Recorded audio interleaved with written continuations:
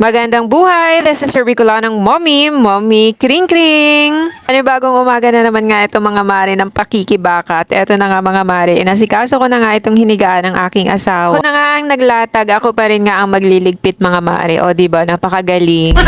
Pero syempre charot lang mga mare dahil nga pagwaong umaga, pagkagising ng aking asawa, ay diretso saing na rin nga yan mga mare. Dahil hindi naman ako morning person mga mare, talagang tanghali ako gumigising. Pinipilit ko nga lang dahil maaga nga ang kanyang pasok. Sumasabay na nga ako sa kanya mga mare pagpasok at nakamotor nga lang kami para tipid nga mga mare. Kung magko-commute nga kami mga mare ay aabutin nga ng 120 back and forth mga mare. Luging-lugi na nga ako sa pamasahe tapos kakain pa nga doon. Yung ang laki ng expenses mo sa isang araw tapos yung sahod mo maliit lang. Syempre nagtatrabaho tayo mga mare para nga makasurvive, hindi para mag-charity.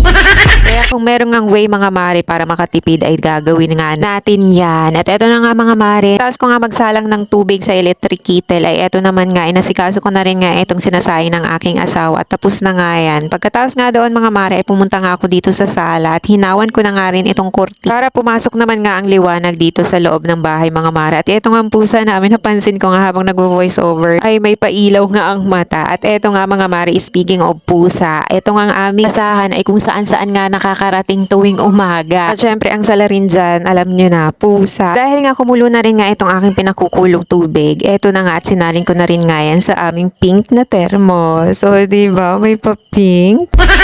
At pagkatapos ko nga dyan mga mari magsali ng tubig ay dumiretso na rin nga ako sa tindahan. Pero hindi ko na nga na-videohan mga mari dahil nagmamadali na nga ako ng mga oras na yan. At eto nga fast forward mga mari, nakain na nga ako ng mga oras na yan at lumabas nga lang kami ng aking anak dahil nga magpapagawa ako ng diploma. Yes mga mari, sinasama ko nga ang aking anak sa trabaho at yun naman ang kagandahan nga sa aking trabaho dahil pwede ko nga isama ang aking anak. Eto nga mga mari, nakauwi na nga kami ng mga oras na ito at magpapakain nga kami ng aming baboy. Madali ang pagpapakain nga lang ito mga mare at pagkatapos ko nga dyan mga mare ay bumaba din nga ako dahil nga yung aming pechay mga mare ay nasira na nga kaya inasikaso ko na rin nga. Pero bago yan nga mga mare ay inasikaso ko na rin nga itong makalat dito sa aming lutuan dahil ilang araw na rin nga ako mga maring hindi nakakapag-ayos-ayos dito at sobrang malanggam na naman nga mga mare. Isang araw nga lang na hindi ka dyan magpunas ay talaga namang sobra na ang langgam. At eto nga ang sinasabi ko nga sa inyo mga mare, nasira na nga yung pechay na binili namin nung isang araw pero mayroon pa nga akong nakikita na kaya pa naman at pwede pang lutuin kaya eto nga inasikaso ko na rin. Pero bago ko nga inasikaso yung mga mari, inasikaso ko na rin muna nga itong sinasalok ng aking asawa dahil siguradong magagalit na naman yun kapag ka hindi ko nga isinalin. O siya, sige na nga mga mari at napahaba na nga ang ating chika. Maraming salamat sa pagsama hanggang dulo. So uliting muli at kung hindi ka pa nakapalo kay Bicolanong Mommy, paki-follow naman po. O siya, bye!